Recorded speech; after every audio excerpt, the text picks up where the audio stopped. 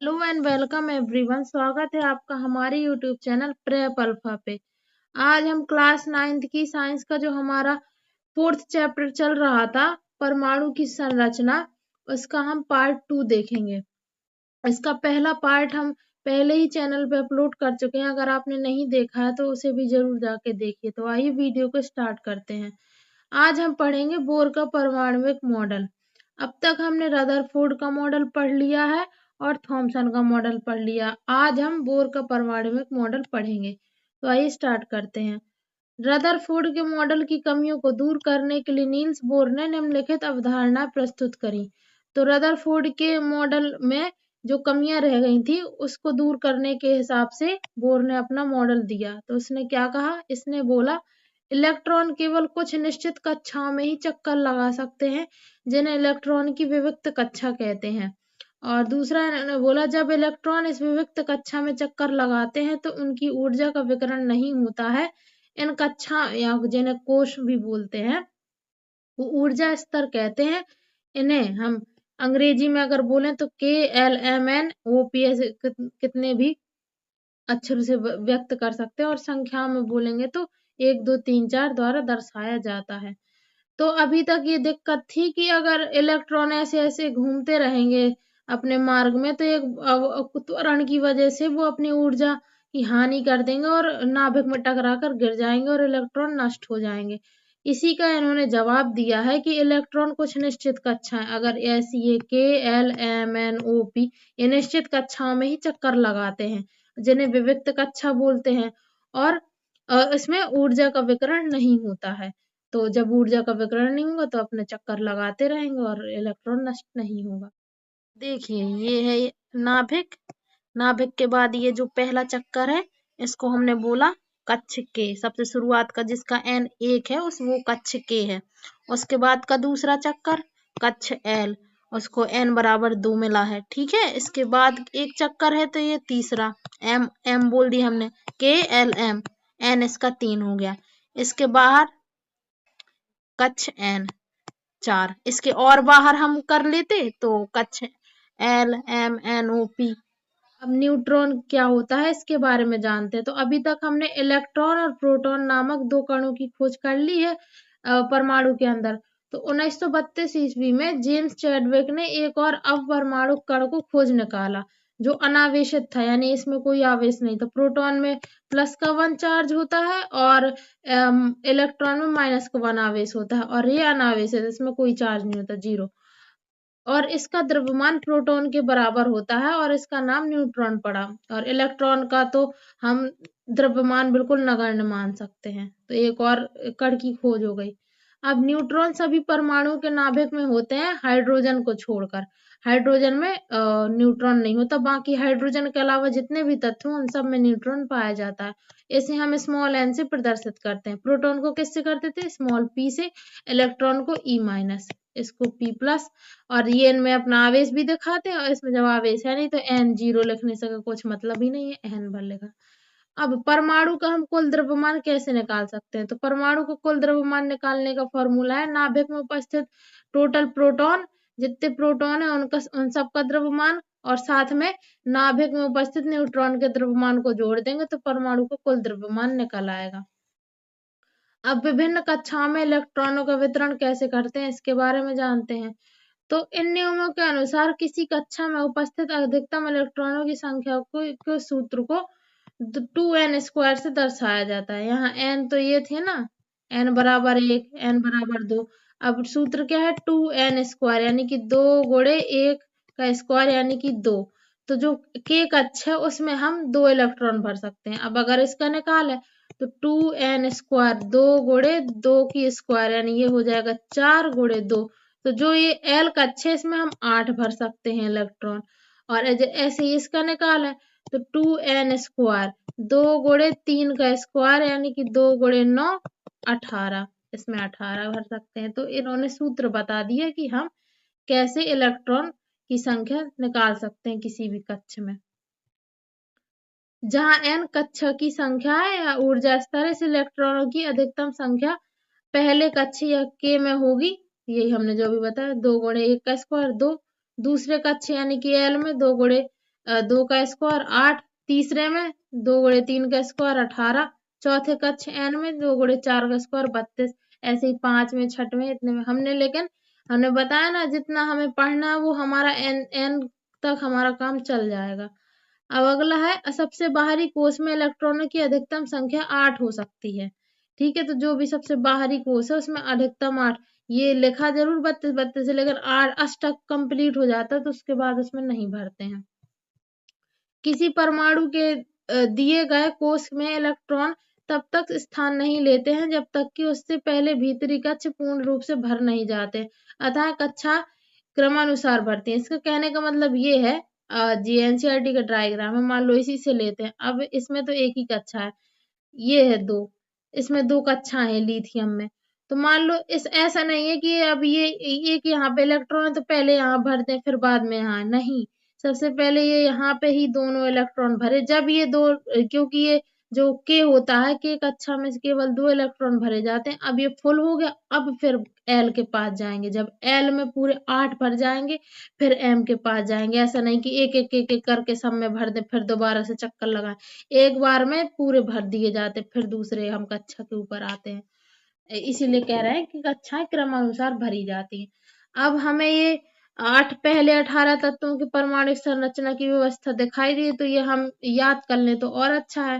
देखो, हाइड्रोजन में होता है एक इलेक्ट्रॉन, ये जो बीच में बिंदु है चाहे जिसका ही इलेक्ट्रॉन नहीं है, कोई इलेक्ट्रॉन मत गिन लेना इसको, ये नाभिक के लिए एक बिंदु दर्शाई गई है।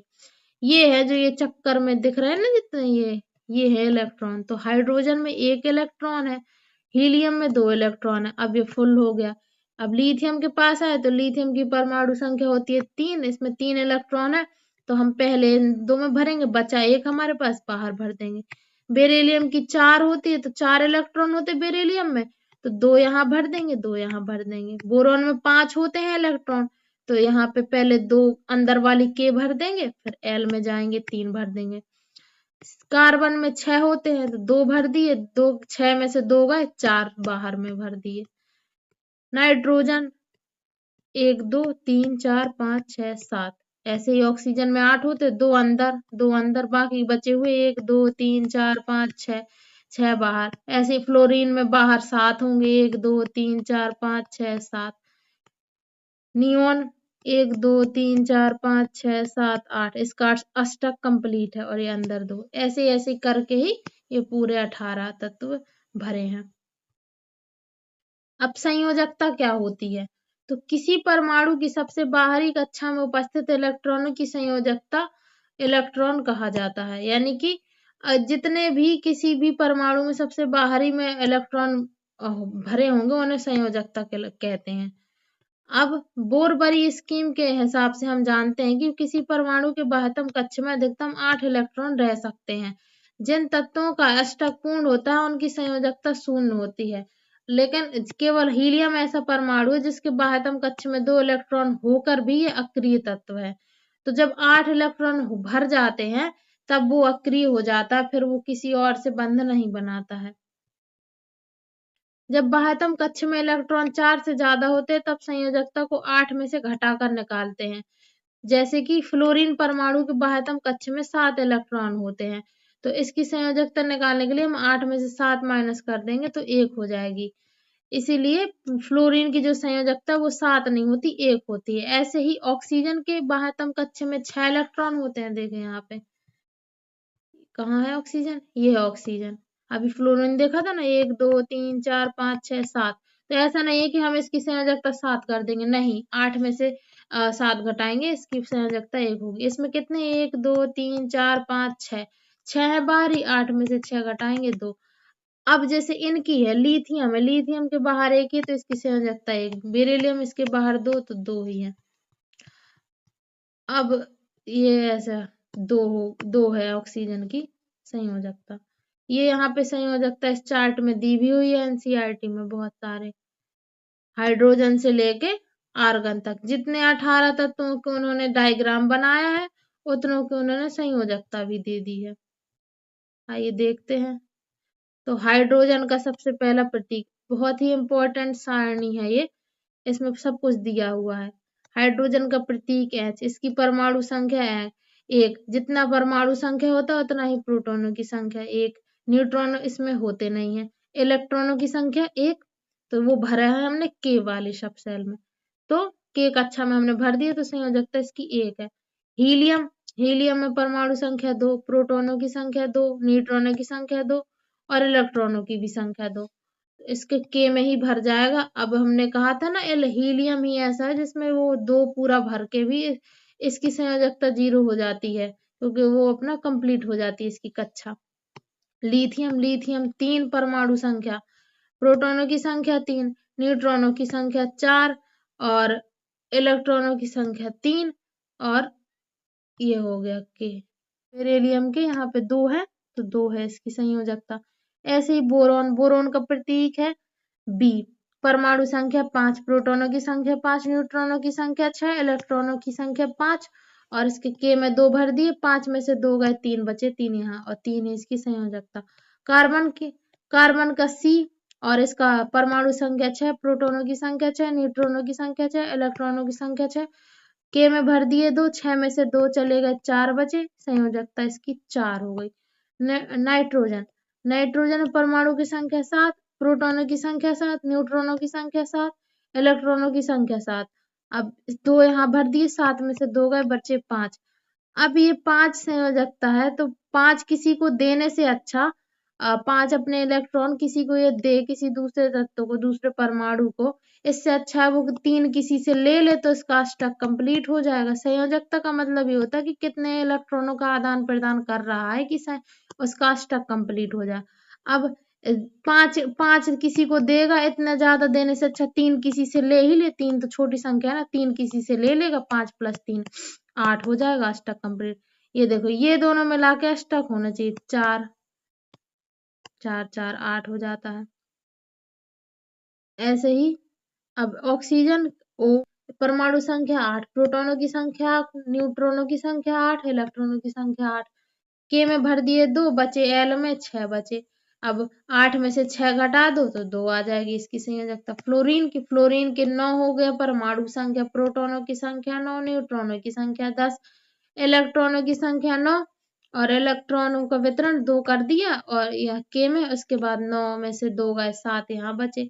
अब 8 में से 7 करें -1। नियोन, नियोन में सब 10 10 10 परमाणु की संख्या, 10 प्रोटॉनों की संख्या, 10 ही न्यूट्रॉनों की संख्या, 10 ही इलेक्ट्रॉनों की संख्या, 8 + 2 10।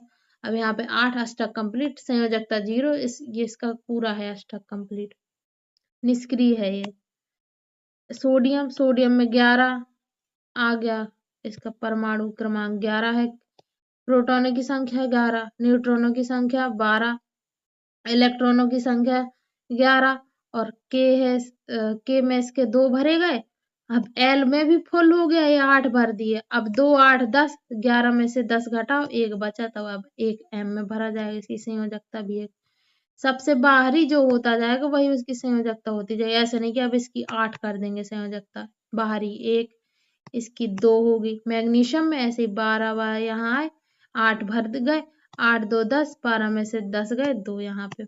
ऐसे ही एल्यूमिनियम में, ऐसे ही सिलिकॉन में, ऐसे ही फास्फोरस में, ऐसे ही सल्फर में, ऐसे ही क्लोरीन में, ऐसे ही आर्गन में। अब ये फास्फोरस है, ये 3 भी दिखा देता है, ये 5 भी दिखा देता। अब आगे देखते हैं परमाणु संख्या। एक परमाणु में उपस्थित प्रोटॉनों की संख्या उसकी परमाणु संख्या को बताती है। तो जितने भी प्रोटॉन होते हैं किसी परमाणु में, वो उसकी परमाणु संख्या होती है। इसे Z से प्रदर्शित करते हैं। हाइड्रोजन के लिए Z 1 होता है, क्योंकि हाइड्रोजन में केवल एक ही प्रोटॉन होता है, और कार्बन के लिए Z 6 होता है, क्योंकि उसमें 6 प्रोटॉन होते हैं। अब द्रव्यमान संख्या, एक परमाणु के नाभिक में उपस्थित प्रोटॉनों और न्यूट्रॉनों की कुल संख्या के योग को द्रव्यमान संख्या कहते हैं। जितने एक नाभिक में प्रोटॉन होंगे और न्यूट्रॉन होंगे, उन दोनों को जोड़ देंगे तो द्रव्यमान संख्या निकल आएगी। परमाणु में द्रव्यमान प्रोटॉन और न्यूट्रॉन को सम्मिलित रूप से न्यूक्लियॉन कहा जाता है। न्यूक्लियॉन मतलब अंदर नाभिक में मिलते हैं न्यूक्लियॉन। उदाहरण के लिए कार्बन का द्रव्यमान 12 U है, तो इसमें 6 प्रोटॉन है, 6 न्यूट्रॉन है। अब किसी तत्व का प्रतीक कैसे लिखते हैं? ऊपर द्रव्यमान संख्या लिखते हैं, नीचे परमाणु संख्या। अब संभारक क्या होता है? ऐसे तत्व जिनके परमाणु द्रव्यमान समान, लेकिन परमाणु संख्या भिन्न भिन्न होते हैं, समभारक कहलाते हैं। समभारक इसके नाम में ही छुपा है, यानी कि परमाणु द्रव्यमान इसका समान होगा और परमाणु संख्या भिन्न होगी। जैसे कि आर्गन 18 और कैल्शियम 20, इन दोनों का परमाणु द्रव्यमान 40 होता है। अब समस्थानिक क्या होते हैं? इसमें परमाणु संख्या समान होती है, लेकिन द्रव्यमान संख्या, जो परमाणु द्रव्यमान होता है वो भिन्न भिन्न होता है, तो समस्थानिक कहलाते हैं। जैसे कि हाइड्रोजन के 3 समस्थानिक हैं। प्रोटियम जिसे H से प्रदर्शित करते 1H1, इसका देखो 1 है परमाणु द्रव्यमान। ड्यूटेरियम परमाणु क्रमांक तो 1 है दोनों का, लेकिन इसका परमाणु द्रव्यमान बन गया, जो द्रव्यमान संख्या इसकी 2 हो गई, D से प्रदर्शित करते हैं। ऐसे ही एक है ट्रीटियम, ट्रीटियम में ये हो गया 3, इसके द्रव्यमान संख्या 3 है, इसे T से प्रदर्शित करते हैं। ऐसे ही कार्बन के 2 समस्थानिक है, 6C12, 6C14। क्लोरीन के भी 2 हैं, 17, क्लोरीन 35, एक 35 वाला जिसकी एक 35 है द्रव्यमान संख्या, एक है 37 द्रव्यमान संख्या वाला। अब जिस समस्थानिकों के रासायनिक गुण समान लेकिन भौतिक गुण अलग अलग होते हैं। रासायनिक गुण समान होते हैं इनके, लेकिन भौतिक गुण अलग अलग होते हैं। किसी प्राकृतिक तत्व के एक परमाणु का द्रव्यमान उस तत्व में विद्यमान सभी प्राकृतिक रूप में पाए जाने वाले परमाणुओं के औसत द्रव्यमान के बराबर होते हैं। मतलब ये है कि जैसे प्रकृति में क्लोरीन के हमने देखा कि 2 समस्थानिक पाए जाते हैं, जैसे कि एक 35 U वाला है और एक 37 U वाला। एक का द्रव्यमान है 35 U, एक का 37 U। और ये जो 3:1 में उपस्थित होते हैं, 3:1 का मतलब कि ये वाला ज्यादा है और इसका रेशियो 1 है। मतलब कि अगर 17Cl35 है, ये क्लोरीन 35 वाला है, ये प्रकृति में 75% मिलेगा। अगर मान लो हमने ये क्लोरीन लिया है, इतना ले लिया, कितना भी अमाउंट ले लिया, उसमें से 75% जो होगा वो 35 वाला मिलेगा और जो 25% होगा वो 37 वाला मिलेगा। तो अब हम इसका औसत द्रव्यमान निकालते हैं, तो 35 वाला कितना मिलेगा? 75%, और 37 वाला कितना मिलेगा? 25%। दोनों को जोड़ देंगे तो ये 25 × 75, 25 × 100, तो 105 × 4, 105/4, ऐसे ही 37/4। सब जो गुणा भाग करके आएगा 35.5 आंसर। तो इसका मतलब क्या है? इसका मतलब यह नहीं है कि क्लोरीन के परमाणु का द्रव्यमान एक भिन्नात्मक संख्या है, जैसे कि आप समझ लें कि क्लोरीन का परमाणु द्रव्यमान ऐसा भिन्न है 35.5। इसका मतलब ये है कि अगर आप क्लोरीन की कुछ मात्रा लेते हैं तो इसमें क्लोरीन के समस्थानिक होंगे और जिसका औसत द्रव्यमान 35.5 होगा, और जिसमें 35.5 देखो ये 35 वाले के नजदीक आया ना, इसलिए आया क्योंकि 75% तो यही है सबसे ज्यादा, इसलिए उसी के नजदीक औसत द्रव्यमान भी आया। समस्थानिकों के अनुप्रयोग। अब समस्थानिकों के कुछ अनुप्रयोग देख लेते हैं। सबसे पहला है यूरेनियम के एक समस्थानिक का उपयोग परमाणु भट्टी में ईंधन के रूप में होता है। अगला है कैंसर के उपचार में कोबाल्ट के समस्थानिक का उपयोग होता है, और घेंगा रोग के इलाज में आयोडीन के समस्थानिक का उपयोग होता है। तो इसी के साथ हमारा ये चैप्टर कंप्लीट होता है। इसके आगे के वीडियोस में हम इसके एक्सरसाइज के क्वेश्चन और इन टेक्स्ट के क्वेश्चंस देखेंगे। आई होप आपको ये वीडियो पसंद आया होगा। आपको कोई डाउट हो तो आप कमेंट सेक्शन में जरूर लिखें। Thank you so much for watching. पढ़ाई करते रहिए। All the very best.